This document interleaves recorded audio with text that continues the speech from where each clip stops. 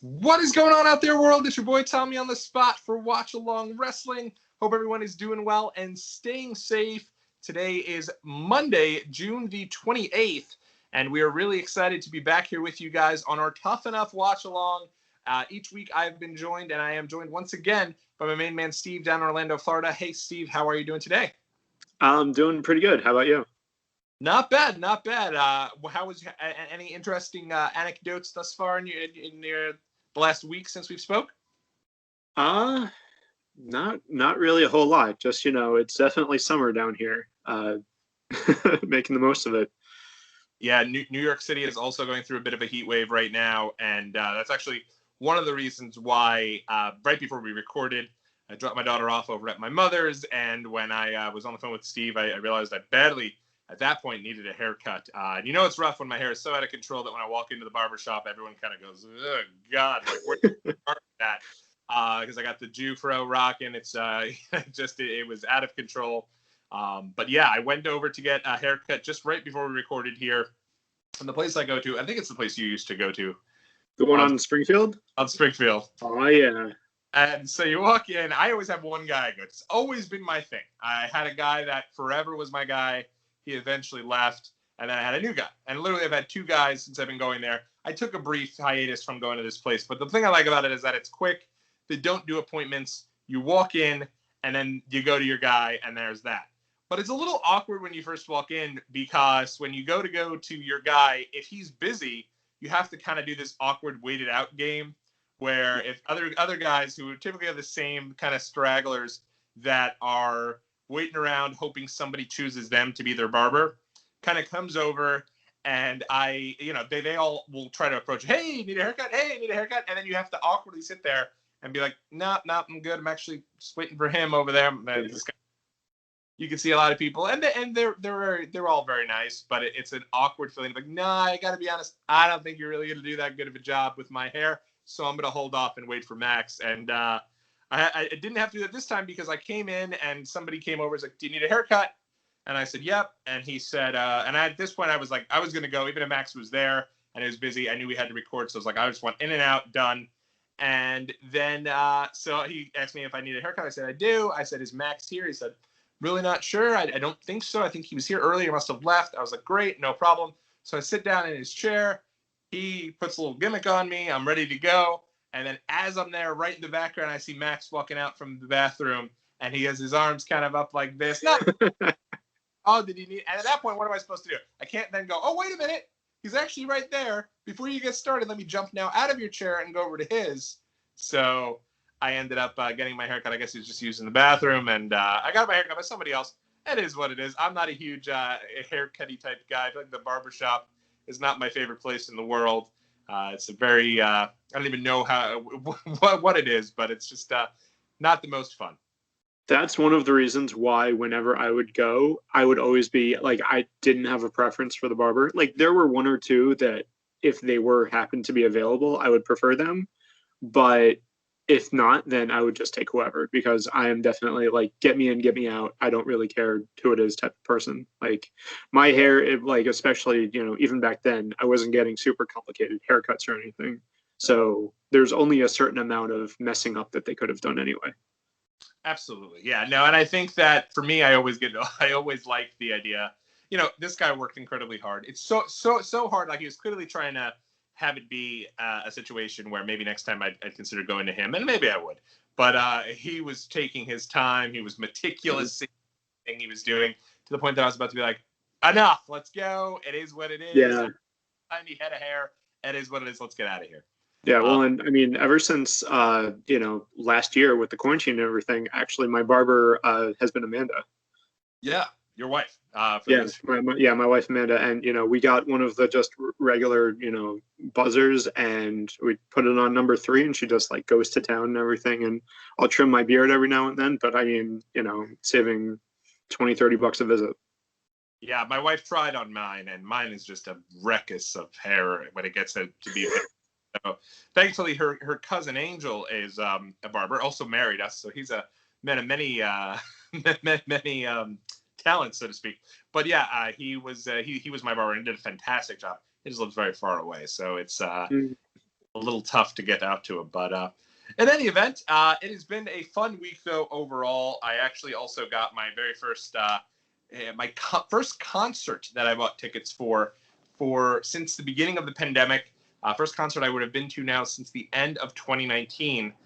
So I'm really excited about this. Haven't been to a concert in a very long time, and it was one of these things. My wife got the pre-sale, and I will let everyone know I am going to go see it. I'm sure many wrestling fans, if there's a group of people that I hope understand the nostalgia and will embrace the excitement with me, not like many of my buddies who I sent this to, and they thought I was egging them on throughout the whole conversation. The conversation ended, and they were like, hold on, this isn't a joke. You're actually going to see this group? And I said, yeah, no, I definitely am.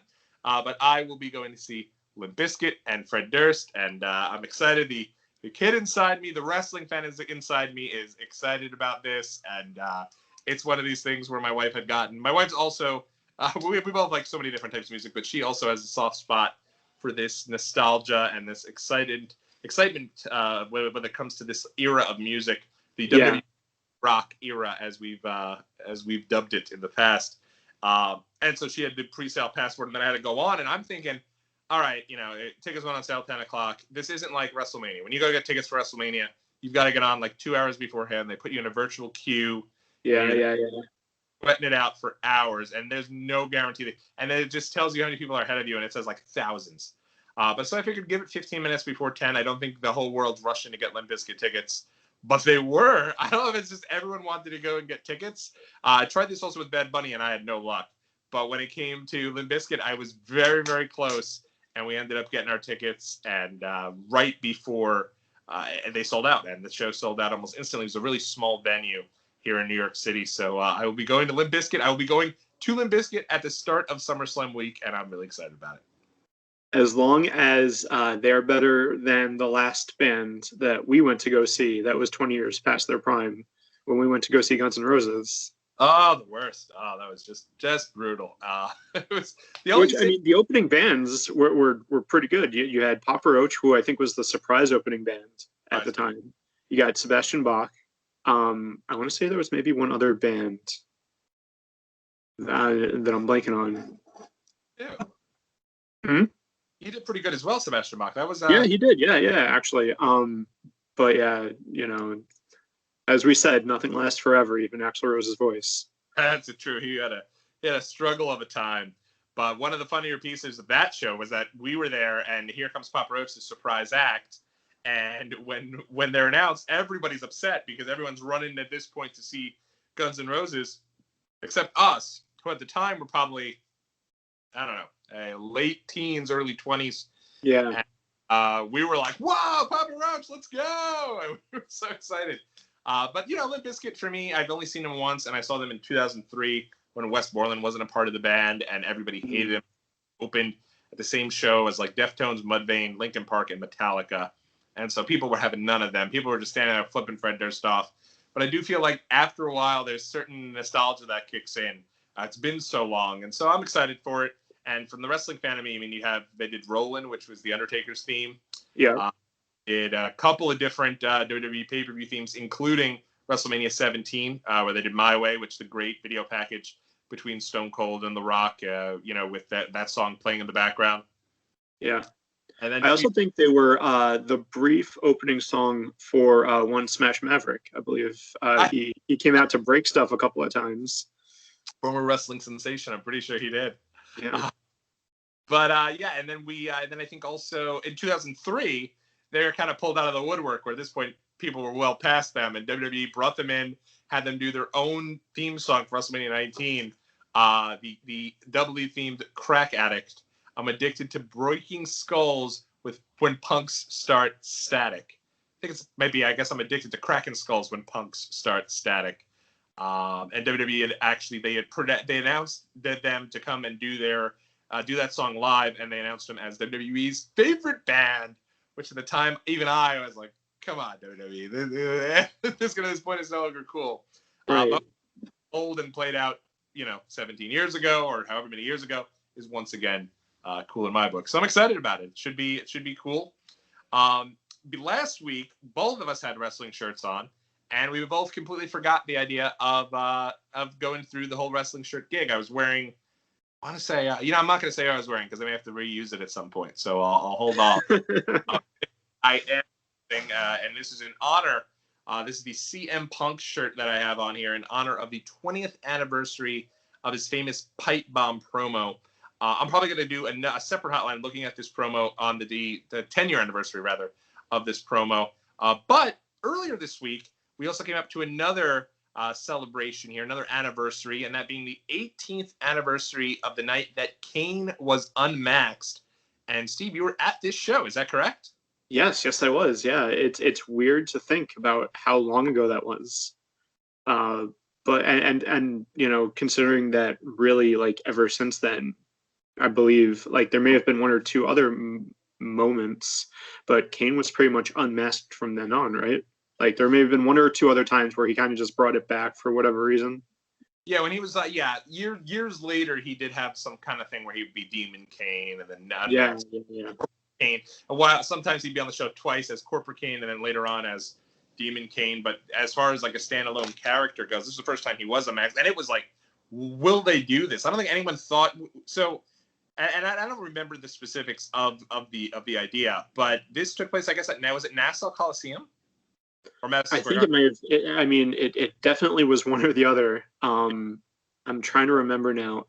Actually, I think it may have been Nassau because I remember we were like pretty high up, and like MSG, like as big as a venue as it is, reputation wise, it's actually not that big of a venue when you factor in some of the other places that WWE has been. So I want to say it was Nassau because Nassau has a little bit more of a gradient.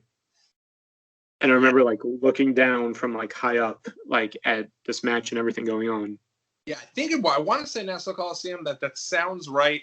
And I know that, for me, obviously Father's Day falls like third Sunday of the month or fourth Sunday of the month. I don't know which one it is. I think it must be third. Because last week was that. So, yeah, I guess it's third. And then my sister's birthday falls on the 22nd. So I'm assuming it was one of those two reasons why I was not at this show.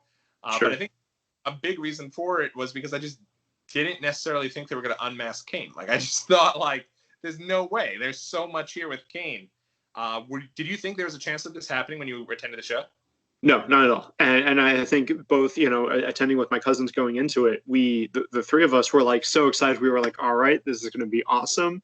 We're gonna go there and we're gonna watch Kane win the WWE title. This is going to be amazing. Like, can't wait for this. And then, as the match is proceeding and it's not looking good for him, we're like, all right, well, like every so often they'll do that where it's like, they got to dig a hole for him to climb out of so that it means something more and everything. And then, and then Triple H, he just ends up winning, pulling it off. Pretty sure hitting a pedigree, I would imagine. Yeah. And we were just sitting there in absolute shock. It was probably the single biggest shocking moment that I was there live for. Yeah, I mean that it really. Well, you were also at. I mean, you've been at a couple of good ones because you were also at.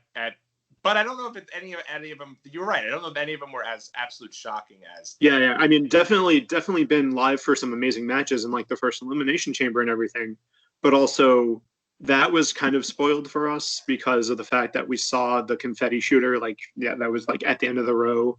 That we were like, all right, well, now that we're looking at it going through process of elimination about who that confetti cannon is going to be for. That was kind of it. But yeah, no, definitely, I think probably the most shocking moment. Yeah, and this was actually on the 23rd here. It was going to drive me nuts here if I wasn't able to figure out where this took place. But I remember two things on this show. One was always that Kane got unmasked and Mick Foley returned, and they gave him a commemorative hardcore championship belt. So that's why I want to say this had to be Nassau Coliseum because the Foley thing with Long Island. That would make sense, yeah. It makes sense. But were you a big Kane fan going in to the show? Yeah, absolutely. And he was one of my favorite wrestlers, even like when I first started getting into wrestling. I remember like I think it was like he was definitely one of the first two wrestling figures that I even got to, and it was the First Blood when he had the full full arm length costume on both sides. Oh, wow. And it was, I want to say it was maybe him and Undertaker, I think, were maybe my first two wrestling figures that I ever bought. And it was like ever since then, because those were the first two, those were like two of my favorite wrestlers throughout when I would watch wrestling. So was a little bit of you a little let down when Kane Unmasked then?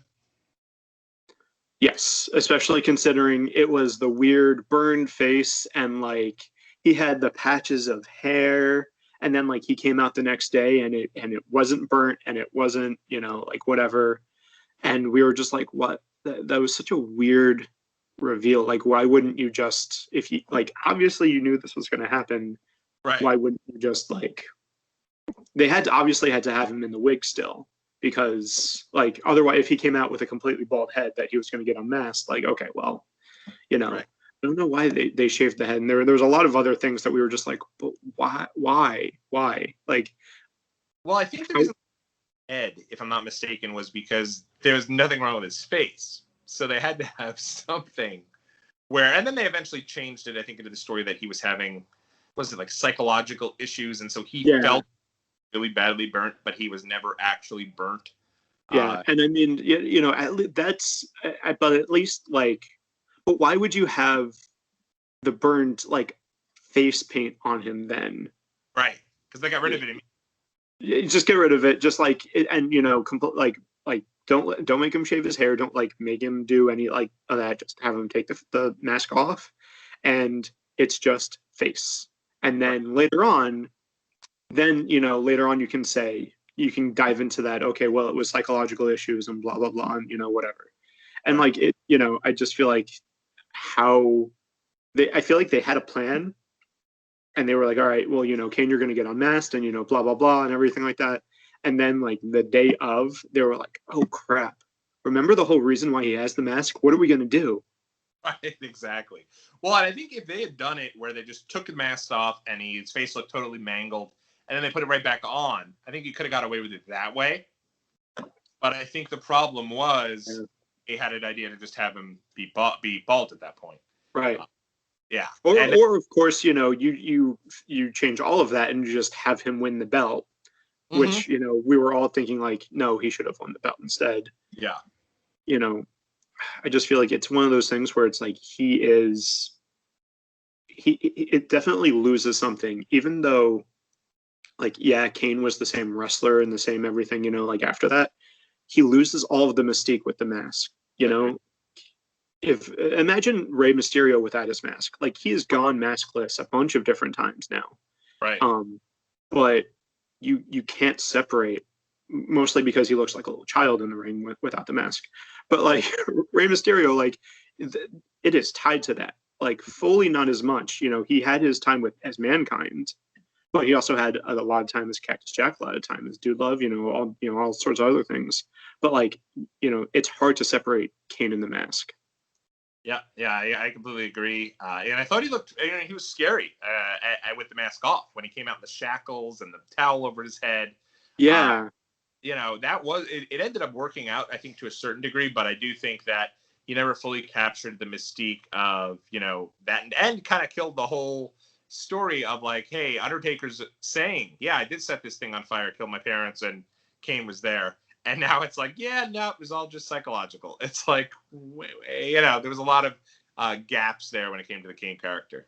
Well, I mean, no, the least of which was the fact that he started off being mute, and he started off with the voice changer, the voice box thingy. Right. And that went away. His first two words, do you know what his first words were after the voice box thing went away? I don't remember. Well, it was. Did he say, suck it? Yeah, that was it. Yeah, when he was with DX, or when he was with Xbox and Tori.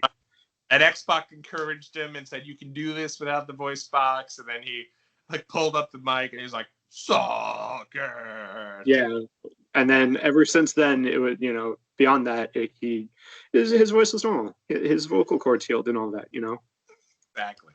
It was like he no longer had any struggle. He was just a normal dude. And I completely agree with that. And, I think the one thing I thought that was also said about this is I loved at the time, Kane was on like an incredible run.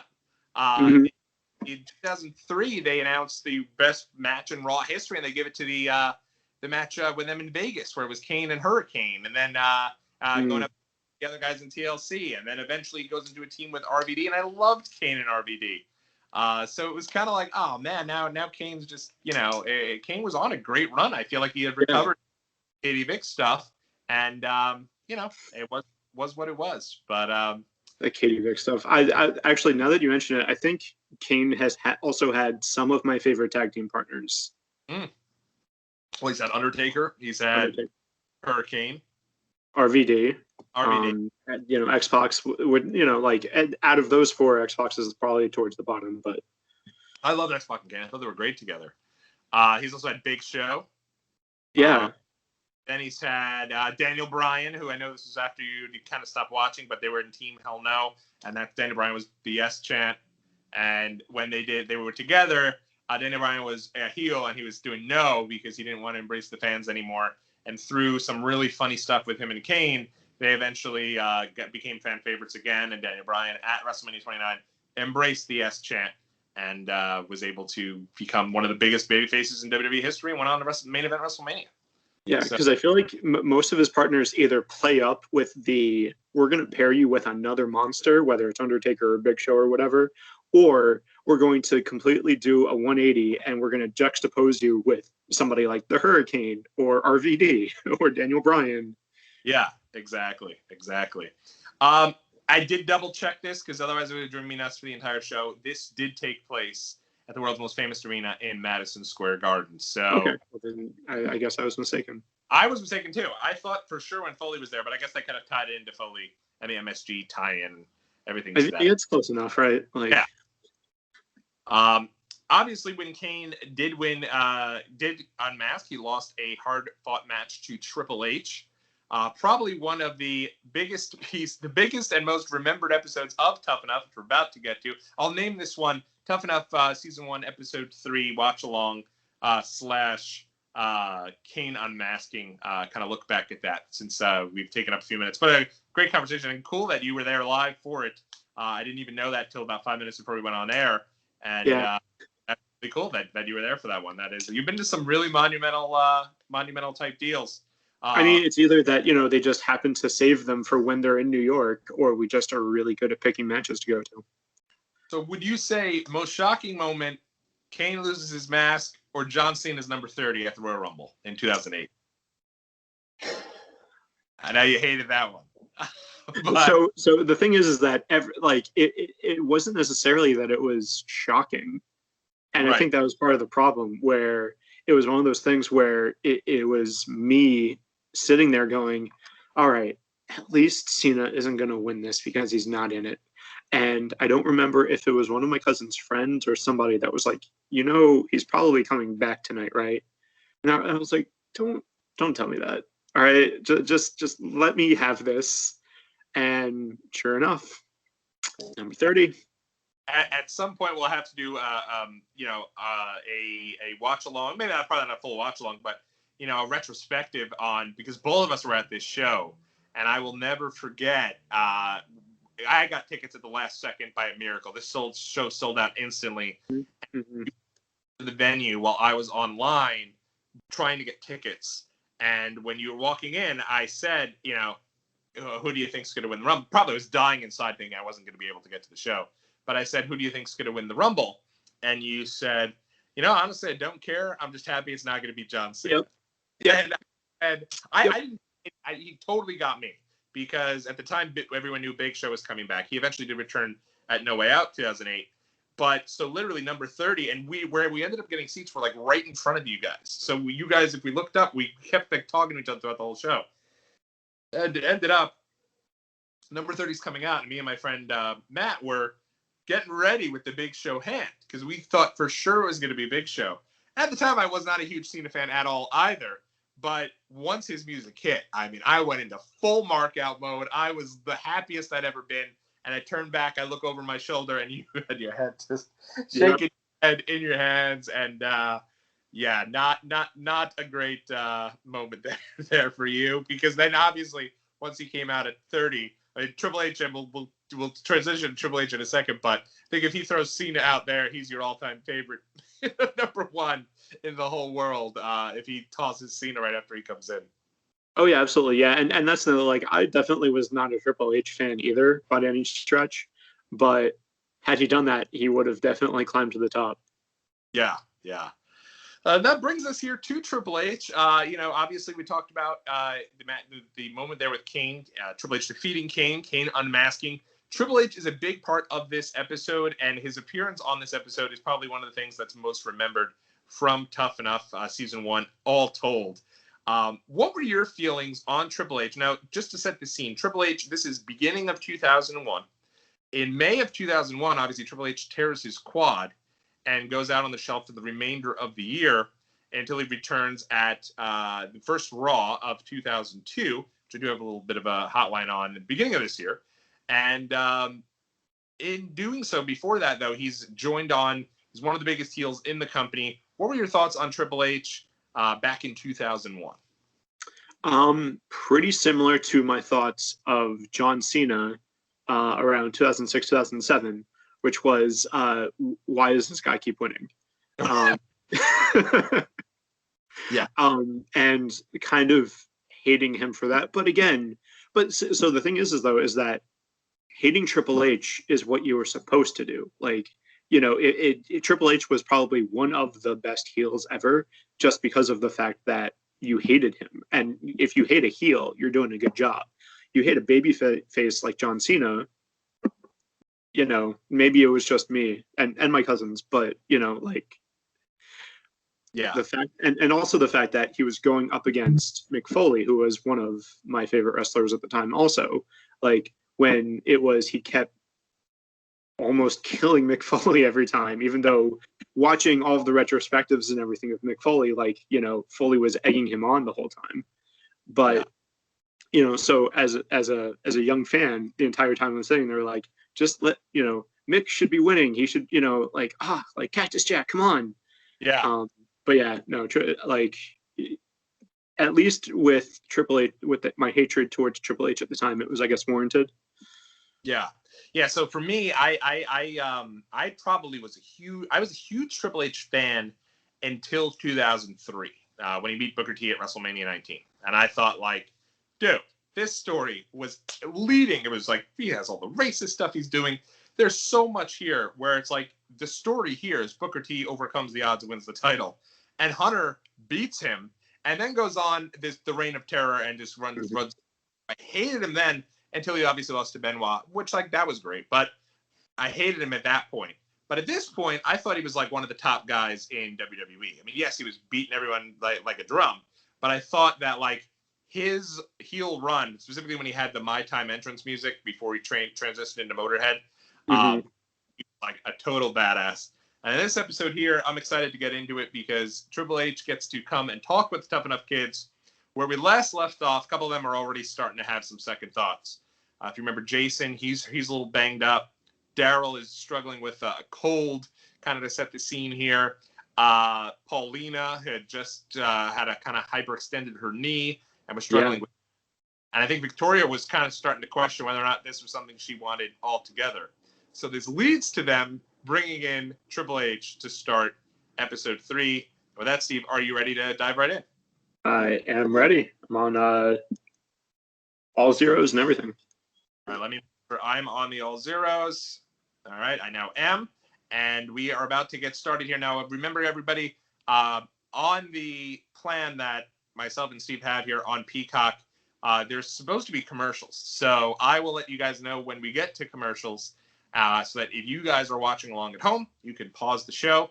I have seen some folks who have watched the full episodes that we've done here. And so I can thank you guys very much for that. That is super cool that you guys are watching along the whole way, and excited that hopefully you guys will go ahead and do this. This episode here is about 25 minutes, 47 seconds, and we're about a half hour through. So we will get into this now in 5, 4, 3, 2, and 1. All right, there's that famous entrance video where you have some of the old footage of a couple of the wrestlers there, as well as some of the stock footage that they have there from the, I guess, the kind of episode there where they did the casting. The casting episode, basically. Right. And here they are training at WWE headquarters. What's interesting that they don't have anyone who's been eliminated thus far. Everybody has. Everyone is still kind of going through there. Can you still see me, Steve?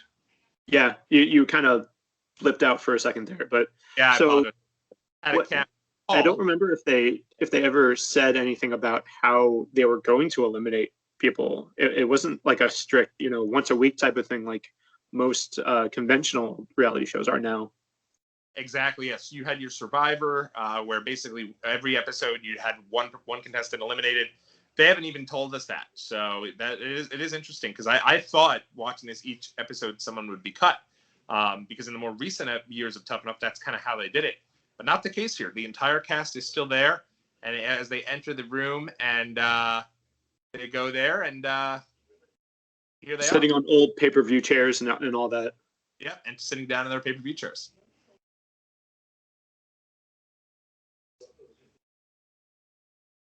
Now, this is actually a really interesting technique of them all just sitting there, no one saying a word, everyone looking straight forward. Yeah. And here he comes. Time to play the game. Look at this guy. I mean, I would have loved if they played his actual entrance music instead of like the generic guitar music. They should have, yeah. Absolutely. The guys had like 5 incredible themes. They could have played any of them. There's this thought that, like, when Triple H turned in 2002, he was just jacked out of his mind. He's pretty jacked out of his mind, though. Yeah. I mean, I know in 2002 he exploded, but he's having... He's the guy, you could tell, they sent this guy in, like, all right, let's see if you can break any of these punks. Right.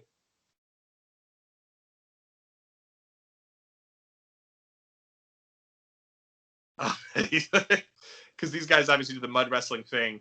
Yeah.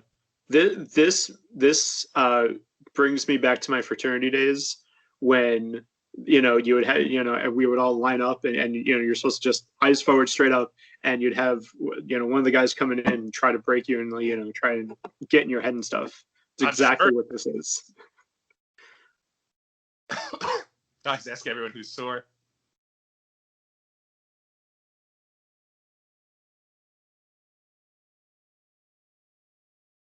Oh, man. Oh, it's having none of it. Right. Like, so what? Yeah.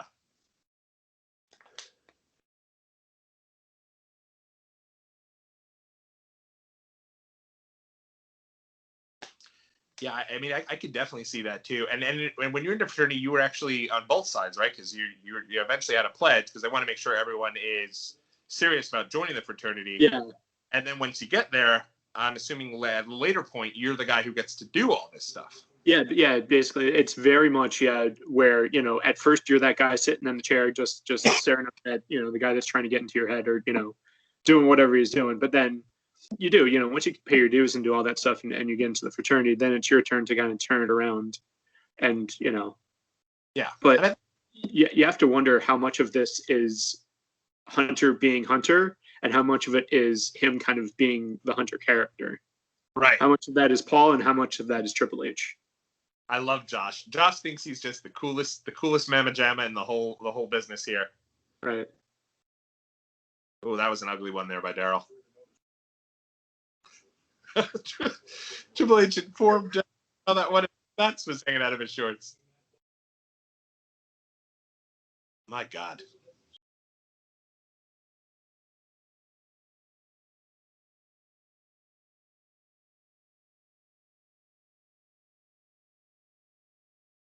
Yeah, you could tell that Josh thought his was like the best of the whole. Right. Yeah. He was like, he's not talking to me. Mine was fine. And you see Triple H there. It's like he took that bump, and then they showed the clip of him there and Benoit, who they have tons of clips of in this. Yeah. But he's like the exact same bump.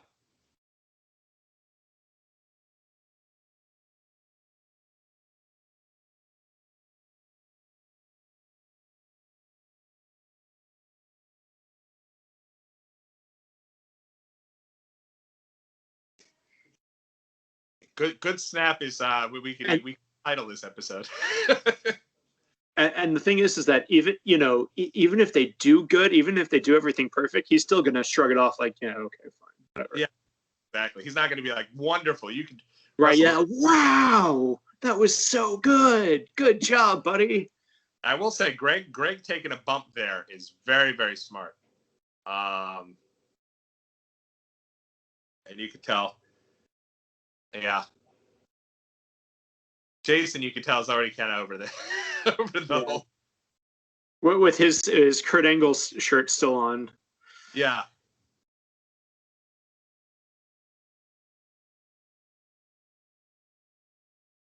Oh, we get to so many. He's asking these folks if they're a fan.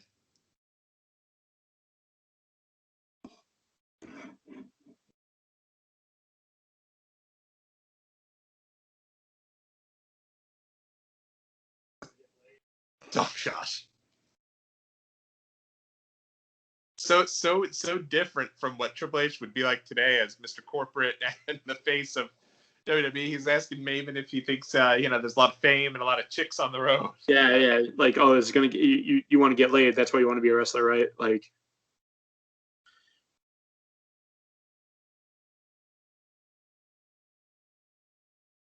Well, Hunter, so the thing is that your wife is also in the business, so you probably know exactly what she's doing. It's true, but some pretty heavy stuff here. I mean, he's laying it clear to them that, like, hey, this is not good.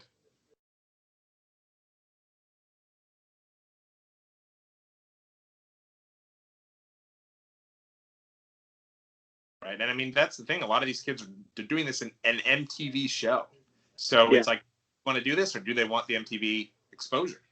Right, and that's the like again, like I was looking back at the other documentaries and stuff, like Foley's documentary. It's 100% how he wanted to entertain people. It wasn't, he wanted the fame, the fortune, and the glory, and all that. Like, yeah.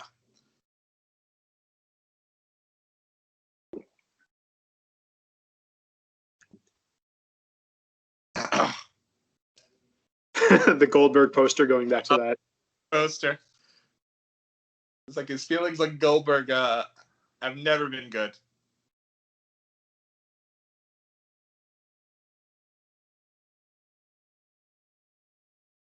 That's the guy, Jason, who had the Goldberg poster. It was him. Yep. Although, also, if this was, if we're talking 2003, Triple H versus Goldberg would have been a dream match. Yeah. And eventually, now not so much, but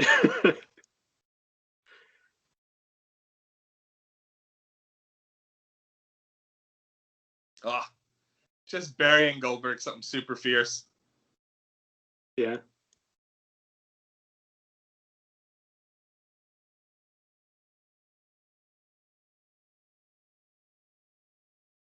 Oh man. He could also be talking about Undertaker circa 2018. He could have. It's very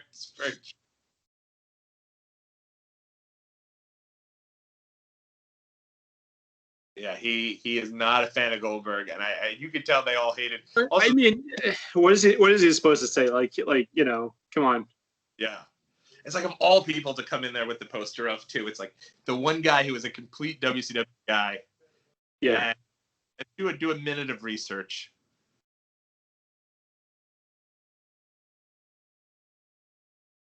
Yeah, and I mean that's the thing. Goldberg didn't really ever put somebody over clean as a sheet. Yeah, he lost his streak to Kevin Nash, but it was after shenanigans and the whole. I just watched this after I was doing the whole streak thing in our fantasy baseball league team, and he did the whole taser thing. That's how. Well, and that's the thing. Like it wasn't even that he lost. He didn't even lose clean. Like he lost because of the Scott Hall taser, and the next night Kevin Nash turns around, and that's when the finger poke of doom happens with Hogan. Exactly. Yeah. It takes a shot here at Vince McMahon too.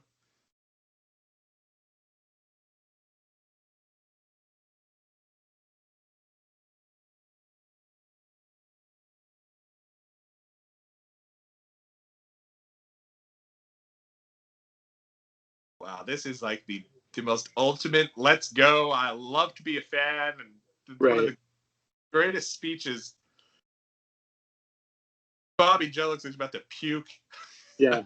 Well, but I mean, to be fair, like, you know, if you're standing there in the ring and you're not agreeing with everything that he's saying and you're not ready to do the exact same thing he is, you probably need to go. Like, and that's, you know, that's what the whole thing is like, wrestling is not easy for so many reasons. Yeah. Wow, he really, really, really didn't like this Goldberg poster. But you're looking at Chris and Josh and Greg and all those guys looking, you know, really like, yeah, they're ready to still run through a wall. Like, let's go. Yeah.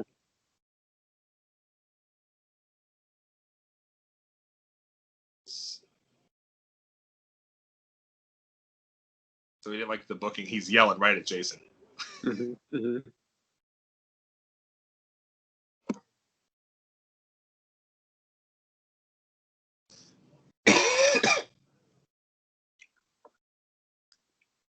The problem is that Triple H is also talking about a number of different wrestlers that Vince had brought in throughout the time. You know, like your Nathan Joneses, your big bodybuilder type guys that are like, oh yeah, he could be a wrestler. I remember when this came, and it was really like, oh wow, he just destroyed Goldberg's reputation. And then a year later, Austin takes his ball and goes home because he's not happy with creative. Right. And the biggest star in WWE did this. So it's crazy.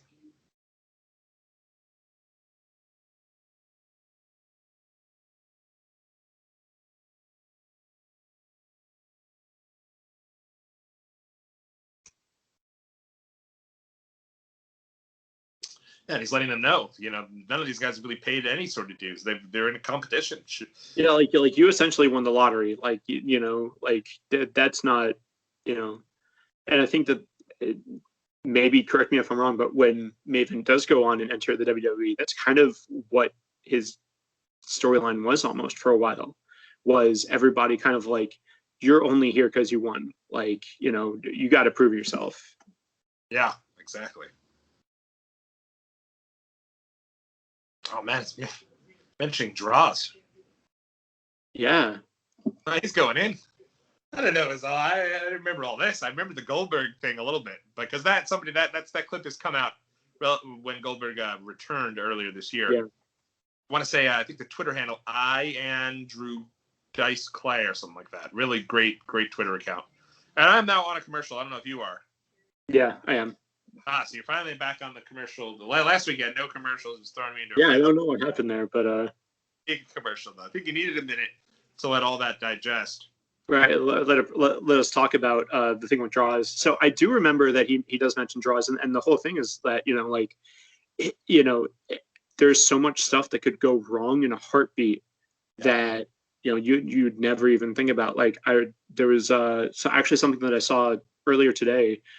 It was a clip of Lesnar when he broke Bob Holly's neck, and it wasn't even like that it was during a power bomb, and it wasn't even necessarily that he like power bombed him the way that D'Lo power bomb draws. He kind of almost let him down gently. It was just a freak thing where it was like the angle that it happened.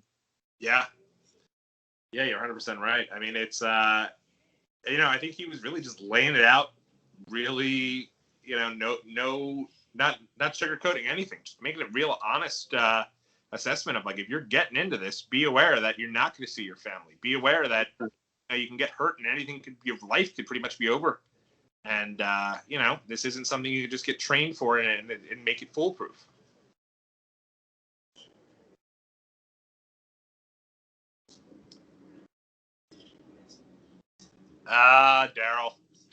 Daryl here, getting read the riot act for doing some horseplay and trying to listen, I'm on Greg's side on this 100%. Like, Daryl, man, if I was in this, I know Daryl would be like the number one person who I couldn't wait to see go. Oh yeah, I mean, the guy's not taking it serious at all. Like, and it's like, dude, like, why are you here then, if not to take this seriously? Yeah. Like even if you are the bodybuilder and you're in it for the fame, like you're only gonna get famous and you're only gonna continue to stay famous if you're good. Yeah, 100%. I mean, yeah, completely ridiculous. And I mean, you can tell here there's some folks here, whether it be Greg talking about how awesome it was to wrestle, and even telling his friend, I can't believe I just saw Triple H up close. Nydia talking about how beautiful he was, and they're all excited. They're still into this. But look at Jason here. After that speech, he's not feeling it at all. Yeah, Nydia just saying, "Oh, it was cool because he's pretty." Right. Exactly. Yeah. Why? Yeah, he didn't like that at all. I do wonder if Triple H was almost sent there to like, hey, let's get this guy out of here. Like, we don't like this Jason Cat at all. But again, like, if it's your show, can't you just say, like, all right, like, just get him out of here? Like, yeah, I mean, I think the other problem is the guy, or maybe they just want to see if he was serious because he's got a great look. Yeah, jacked. He fits the build, but clearly he's having none of this here. He's very much dejected after Hunter's speech. So crazy stuff.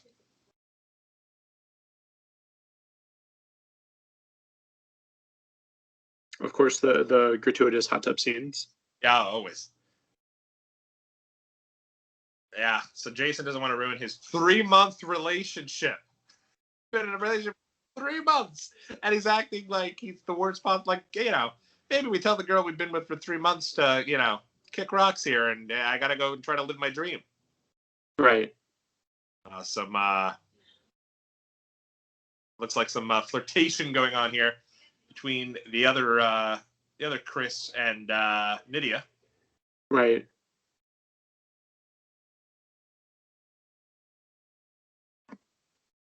Can't say I blame Chris. And this is the full on real world part of this is the MTV part of it. Oh yeah, for sure.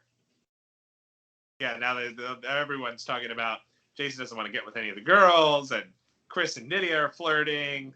Yeah. And if you're there because you want to be there to be superstar, you're feeling like this is fucking awkward. Now, I'm sorry, pardon my French, but you're thinking this is awkward right now.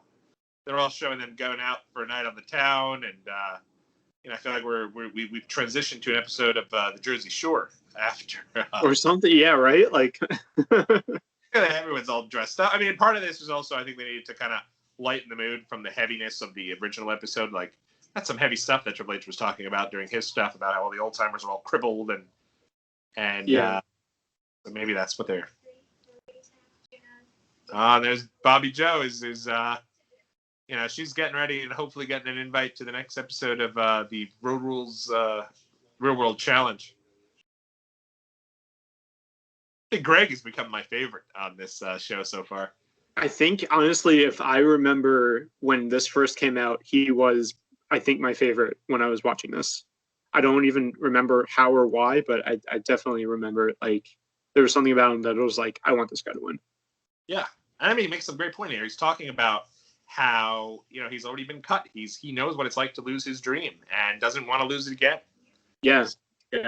Maybe that's what it was, but he's definitely has a chip on his shoulder. He's definitely the underdog. Yeah, for sure. But at the same time, these guys are also training their asses off now, bumping all over the place. So maybe they did R&R and a night out to I would have loved if while they were in the club, they sent Taz in there and he immediately pulled everything for a run. And all of the other people in the club are just other wrestlers or like extras or something. And then he just goes in and would have been amazing.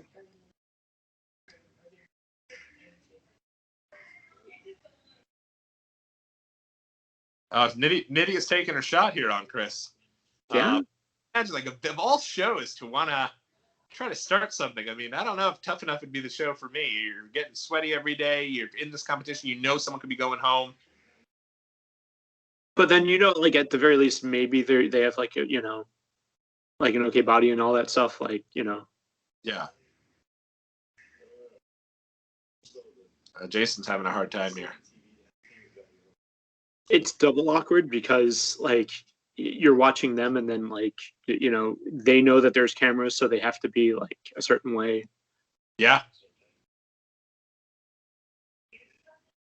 Can you imagine? Like Triple H just says, "You better take the opportunity serious." Look at the random framed photo of The Rock as we hit another commercial break here. The random framed photo of The Rock on the wall right behind Jason there. Can you imagine Triple H just said about the importance of taking this opportunity serious, and Right. you know, if you are here. Although I do love that cowhide vest that The Rock was wearing. Oh yeah, Rock was looking like a million. Rock was looking like only The Rock can back there. Style all his own. All the time. But it's funny because Triple H is saying that about all these things, and you have to take this serious. And then 2 minutes after he leaves, Daryl's goofing off, and Jason's like questioning whether or not he even wants to be there anymore. Well, and I mean, and that's the thing, like that, where at least Jason, one way or the other, he's taking everything to heart. Yeah. Whereas Daryl, the whole time, like even from the first, like not the first episode, but the first episode with them being in the house, he was saying, "Oh yeah, well, I'm sick," and blah blah blah, and dragging his heels the whole time, and it's like, that's exactly who they want to weed out. Yeah, 100%. And now here, Chris, a little rough here with Nydia and trying to drown her, which isn't funny at all. And I'm not sure why he's doing all. And did I lose you, Steve? Are you still with me? Yeah, I'm here. All right. Yeah, I had another interruption there. I apologize. Well, I'm up to the drowning thing too. It's definitely that like awkward tee-hee, I'm playing around, but I'm not playing around, but I'm playing around. Yeah. Like, hey, we're playing around. Maybe she slapped him in the face, and so he's really PO'd about it, and so he's trying to get her back. And looks like Nydia is over Chris just as quick as she started getting into him here. Right. But again, like that was definitely the awkward, I'm on camera, so I have to do something. What do I do? Right. Yeah, exactly. This guy, Jason, Jason's really taking this Triple H speech to heart here. I mean, he's really upset. Thought it was about the 3-month girlfriend, but he's talking about never being able to see his kids. And does he have kids? Or is he talking about future kids? Yeah, the future kids. I also wonder, like, if he's I imagine that I don't expect that he's still with this girl. Nydia has seemed to move on to Chris Harvard here. Which, I mean, oh, yeah.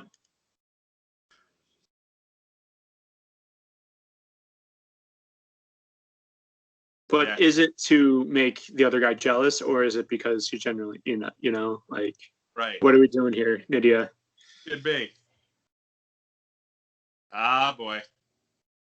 Never good when Big shows up. I guess to talk about the next challenge.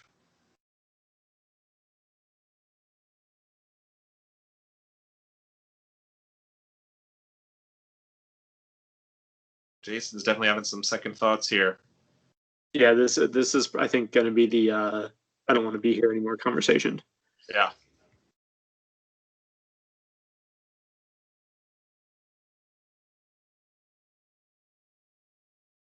Talking about him as there's the poster of Triple H in the background right above Big's head. Oh yeah, look at that! Wow. And then who is that on the poster in between them? I don't know. I was looking at that. I thought maybe that was Triple H. It could also be Lex Luger, but that'd be weird. Imagine the guy came with a slew of WCW posters and just hung them up all over the wall. The black guy? Oh, it's the black. Well, I mean, my vision. No, because that's definitely an an old Arnold Schwarzenegger poster. Right. Maybe that's like a Tony Atlas or something. Could be. Yeah, I don't know. My vision sucks. Clearly, glasses here. Like there was the one that was right behind Jason. That was definitely an old Arnold Schwarzenegger poster. Yeah, that definitely was. And the one behind Big was definitely Triple H. Yeah. And upon a second look, the guy in the middle was certainly not the total package. But, well, it does seem like we're saying bon voyage here to Jason. It sucks he's heading home at the same time. Better not to waste everyone's time. Imagine he wins the whole damn competition and then realize it wasn't for him. So. Yeah, but I mean, and again, like that's exactly what his whole thing was, like he kind of wasn't necessarily in it. he wasn't in it to be a wrestler. He was in it for the fame and all that stuff. He didn't realize how hard it was going to be. Exactly. Yeah. And Daryl, of course, only thinking about himself, saying, "Hey, better odds for me. It works for me. See you later. Right. Goodbye." And this house reminds me of the house we had for my bachelor party, with that whole like coming downstairs and a little bit, yeah. So we have officially, I jinxed the crew here of Tough Enough when I said no one's left thus far. Yeah. And it looks like they're all thinking. Look at that. Sad knowing that Chris's career was cut short, because this guy's super into it and really happy about it.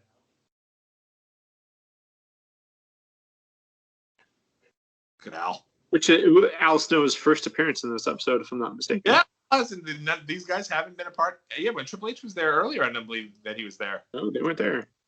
Yeah. Yeah, they had Big come and tell everyone they had to keep their head straight ahead, dead center. And finally, a little bit of the training piece here, at kind of business as usual as they're going through. You'd think, though, Jason would have had these second thoughts before Triple H came in. Like, I'm sure falling. And I mean, we've done it, on mattresses in the past, but falling on a mat like that definitely can't be. Wait, are you up to this this kind of copy here? During the May 21st episode of WWF Raw, Triple H suffered a career-threatening leg injury. Surgery revealed a severely ruptured left quadricep. He will be out of action for 6 months. Despite the injury, Triple H finished the match.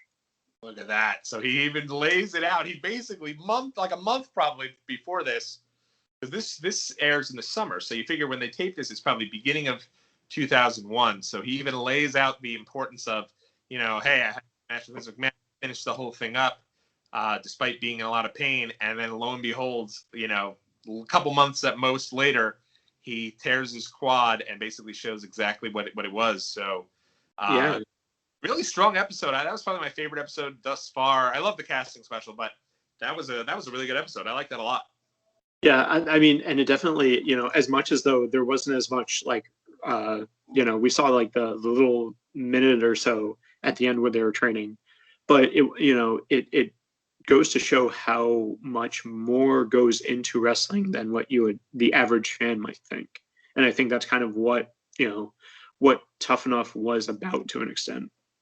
Yeah, it seems like a lot of people, this day and age, remember what Triple H said about Goldberg, because Goldberg has not won too many fans over through the years of being in WWE, though I did like his 2016 run. But that said, I think that, there's so much more there. And, such a heavy speech talking about what the legitimacies are of this career, and certainly not to be taken lightly. So crazy stuff.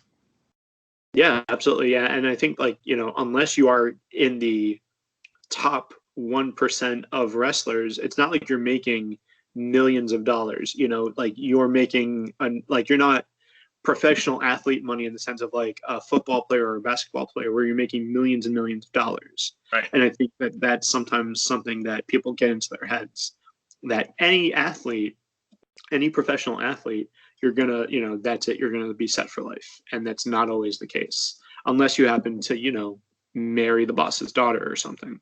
That's very true. Then he's pretty much set for life as long as that marriage lasts, I guess. Which I hope was also a good segue into the next episode, which looks like it's called The Billionaire Princess. So it looks like a little bit of foreshadowing here. Yeah, it looks like we got Triple H this week, and we'll be getting Stephanie McMahon next week. But until then, I hope everyone enjoys their 4th of July. That's coming up here over the weekend. So hopefully everyone has a very safe and happy and healthy 4th of July. Next week we'll be back, and maybe we'll share some 4th of July memories. All right, everyone. Well, thanks so much, Steve, again for joining me. I really hope you enjoyed the show, and we will catch everyone at next week's episode 4 of Season 1 of Tough Enough. Leave your thoughts in the comment section below. Make sure you leave a thumbs up and subscribe. We'll see you guys in the next episode.